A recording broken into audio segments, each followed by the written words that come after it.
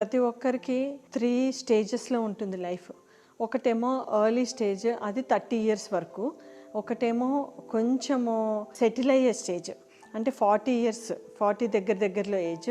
ఇంకొకటి advance stage అనమాట. అది 50, 60 ఇయర్స్ వాళ్ళవి. సో 30 ఇయర్స్ వరకి ఎర్లీ స్టేజెస్‌లో ఏమవుతుంది, ప్రతి ఒక్కళ్ళు చదువుకుంటారు. అప్పుడే చదువైపోయిన తర్వాత కెరియర్ ఎటు ప్లాన్ చేస్తే బాగుంటుంది, మనకి లైఫ్ ఎటు బాగుంటుంది అని కెరియర్ సెట్టింగ్లో ఉంటారు. నెక్స్ట్ స్టేజ్కి వచ్చేటప్పటికి 40 ఇయర్స్ దగ్గరికి వచ్చేటప్పటికే చాలామంది ఒక కెరియర్లో సెట్ అయిపోయి ఉంటారు. ఆ కెరియర్లో ఒక స్టేజ్కి వెళ్ళుంటారు. ఆ కెరీర్లో ఒక స్టేజ్కి వెళ్ళడంతో పాటు పిల్లలు చిన్నగా ఉంటారు. దే ఎంజాయ్ లైఫ్, వాళ్ళు లైఫ్ బాగా ఎంజాయ్ చేస్తూ ఉంటారు. కానీ 50, 60 ఇయర్స్ ఏజ్ వచ్చేటప్పటికి ఏమవుతుందంటే కెరియర్ అనేది చాలామందికి సాటిస్ఫైడ్ అకంప్లిష్డ్గా ఉండదు. అంటే కంప్లీట్ ఉండదు అన్నమాట. వాళ్ళు అనుకున్న గోల్ దాకా రీచ్ అయ్యి ఉండరు. 40స్లో ఉన్న హ్యాపీనెస్ 50స్లో ఉండదు. ఎందుకంటే చాలామంది గోల్స్ ఎక్కువ పెట్టేసుకుని ఉంటారు. నేను 50 కల్లా ఇదంతా అయిపోచేసేయాలి, అదంతా అయిపోచేసేయాలి, ఇవన్నీ కట్టేసి ఉండాలి, నాకు 50 ఇయర్స్కి వచ్చేటప్పటికల్లా 4, 5 హౌసెస్ ఉండాలి, ఇంత ప్రాపర్టీ ఉండాలి అని గోల్స్ పెట్టుకుని ఉంటారు. చాలామందికి వాళ్ళు గోల్స్ పెట్టుకున్న వరకు వాళ్ళు రీచ్ అవ్వకపోయేటప్పటికి డిసప్పాయింట్మెంట్ 50స్లో రియాలిటీ తెలుస్తుంది.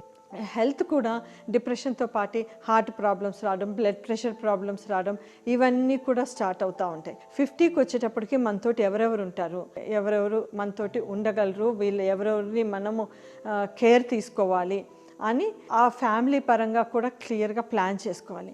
రియలిస్టిక్ గోల్స్ తక్కువ పెట్టుకుంటే 50స్లో కూడా 40, 30s లాగా ఎంజాయ్ చేసే అవకాశం ఉంటుంది. వయసు పెరుగుతున్న చాలా మందికి 50, 60 వచ్చేటప్పటికే ఎక్కువ టైర్డ్నెస్, డిసప్పాయింట్మెంట్ ఎక్కువ మందిలో చూస్తాము. కానీ కొంతమంది మాత్రము 50, 60స్కి వచ్చినా కూడా చాలా ఎనర్జెటిక్గా, హ్యాపీగా అన్ని గోల్స్ అకంప్లిష్ చేసుకొని ఉన్నట్టు కనిపిస్తారు. అంటే వీళ్ళకి ఏమవుతుంది అంటే 30స్లో ఉన్నప్పుడు కూల్గా కెరియర్ సెట్ చేసుకుంటారు.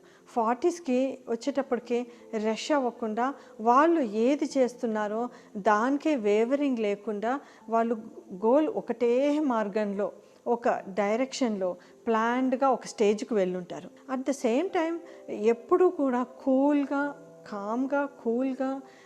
యాంగ్జైటీ లేకుండా చేసిన వాళ్ళు ఎక్కువ సక్సెస్ అవుతారు.